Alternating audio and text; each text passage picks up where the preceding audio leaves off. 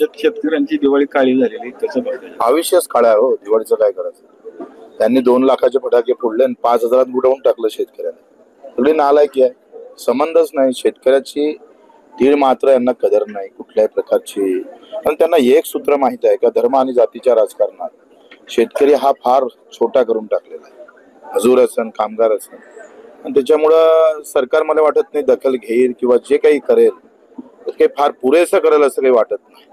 म्हणजे दुष्काळ पडल्यानंतर कर्जमाफी करू असं म्हणणारे देवेंद्रजी आता मार्च पर्यंत वेळ आहे असं म्हणतात. किती बनवा बनवी आहे. म्हणजे कोणत्या व्यापाराजवळ ते किती दिवस राहिले ते पाहा लागत. एवढा बनवा बनवी तर बनियाय करत नाही. मागाशी म्हणाल की देशातले सगळ्यात खोटे बोलणारे पहिले सगळ्यात लबाड, एवढं लबाड बोलणारा मुख्यमंत्री मी आयुष्यात पाहिला नाही.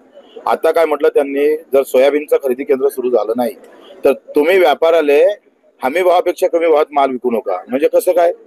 इकडे खरेदी केंद्र सुरू नाही आणि हमी भावापेक्षा कमी भावात व्यापाऱ्याला माल विकू नका, तो व्यापारी घ्यायला तयार नाही का? उरलेलं धान्य भाजपाच्या कार्यालयात नेऊन टाकायचं.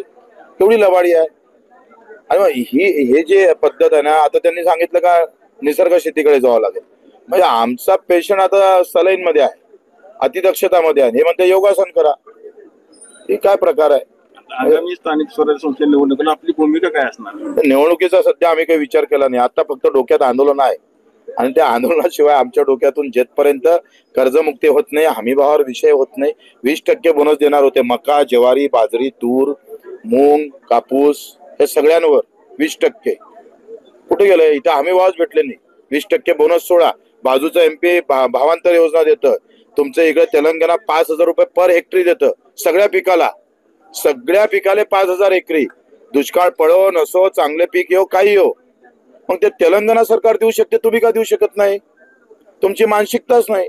तुम्ही शहराकडे जेवढं लक्ष देता ना, त्याच्या 25% सुद्धा तुम्ही गावाकडे लक्ष देत नाही. आणि ते हुशार माणसाकडे लक्ष देतं. शेतकरी हा जातीपातीत गुंडाळून ठेवायचा आणि शहराकडे लक्ष ठेवायचं.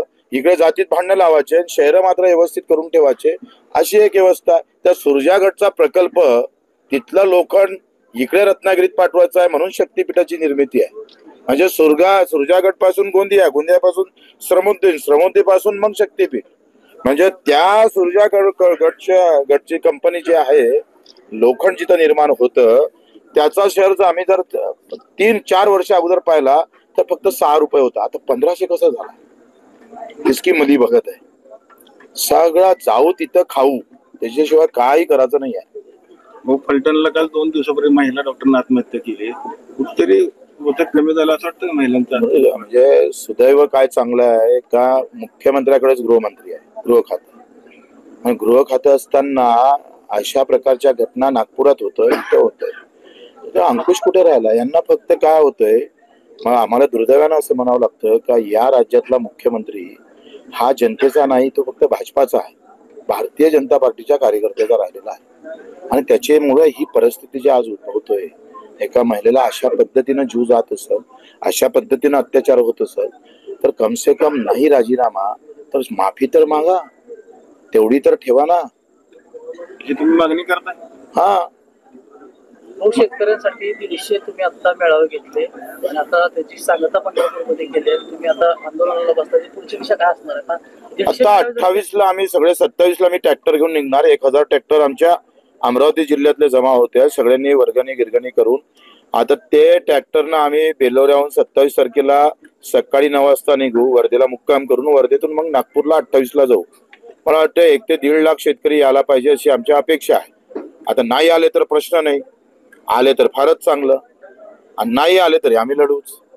ज्यादा आहे तो गांधीगिरी से, कम आहे तो फिर भगत सिंग गिरी से. 150 मेळावे घेतले परंतु सरकारला जागा आली नाही.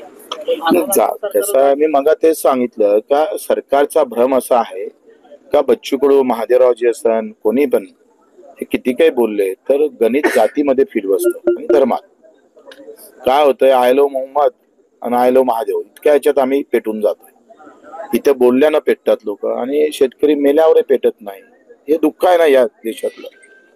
जाती आणि धर्मापुरतं आणून ठेवलेली गोष्ट. त्याच्यामुळं गरीब कामगार असेल, शेतकरी असेल, मजूर असेल, याचा आवाज कुठं राहिला?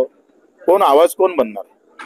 तुम्ही सांगा, आज 1400 रुपये 1500 रुपयानं जर मका विकायची वेळ येतं आणि ते एक आंदोलनही होत नसन, कोणी त्याबद्दल कोणी बोलायला तयार नसन, शेतकरी स्वतः रस्त्यावर यायला तयार होत नसन, तर विषय संपलाय.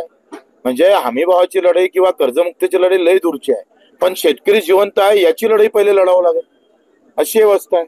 मुख्यमंत्र्यांनी सांगितलं होतं की शेतकऱ्यांना म्हणजे पूरग्रस्तांना दिवाळीपूर्वी सगळ्यांच्या याच्या खात्यावर निधी मिळेल. अजूनही काही अजूनही ठिकाणी मिळालेलं नाही त्या ठिकाणी. आणि प्रश्न कसा आहे, 5 ते 7 हजार दिले, 17 हजार कबूल केले. आताच मला भैया साहेबांनी सांगितलं का केले कबूल 17 हजार, आले खात्यावर 5 हजार 7 हजार.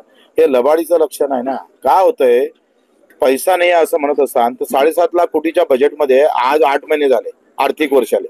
8 महिन्यामध्ये 75% बजेट तुमच्या खिशात आलं का नाही आलं? 3.5-2.5 लाख कोटी गेले तुमचे कर्मचारी अधिकारी डीपीटीसीच्या मध्ये गेले. उरलेले जे पैसे आहे 45,000 कोटी गेले तुमच्या लाडक्या बहिणीले, ते एकखट्टे लागत नाही, मार्च पर्यंत खर्च करावं लागतं. बाकीचे पैसे गेले कुठं ते सांगा ना. तुम्ही पैसे नाही आहे म्हणता ना. बजेट कोरोनापेक्षा बेकार अवस्था आहे. कोरोनात एवढी अवस्था बेकार नव्हती. मग तुम्ही पैसे बजेट मांडलं, तुम्ही सगळं इन्कमिंग आणि आउटगोईंग सगळं तुम्ही काढलेलं आहे. किती पैसे येणार, कसे येणार, काय करणार याचं आर्थिक बजेट तुम्हीच मांडलाय. तुम्ही म्हणता पैसे नाहीये. सगळं मी सांगतोय. आता तुम्ही जर अंदरची बातमी सांगतोय, माझ्यावर पुरावे नाही, पण वस्तुस्थिती अशी आहे, काही जर आम्ही बयानं घेतलंय तर ठेकेदाराचे बिल काढायला सुद्धा पैसे द्यावं लागतं, त्याच्याशिवाय पैसे निघत नाही. पैशाची चणचण पुऱ्या राज्यामध्ये फैलवायची, म्हणजे बाकीचे लोक भांडणारच नाही, व्यवस्थित कार्यक्रम दाखवायचा. कोई आर्थिक चणचण नाही आहे. काय झालंय, कुठला उद्योग बंद पडलाय, कुठलं इन्कमिंग कमी झालं सांगा ना तुम्ही. पैसा येणारा कमी झाला का? नाही झालाय. मग पैसे कसे कमी आहे तुमच्याजवळ? 7.5 लाख कोटीच्या बजेटमध्ये तुम्ही अजून मार्च याचा आहे, तुम्ही म्हणता पैसे नाहीये. तुम्ही फेल्युअर आहे, सोडून द्या सत्ता.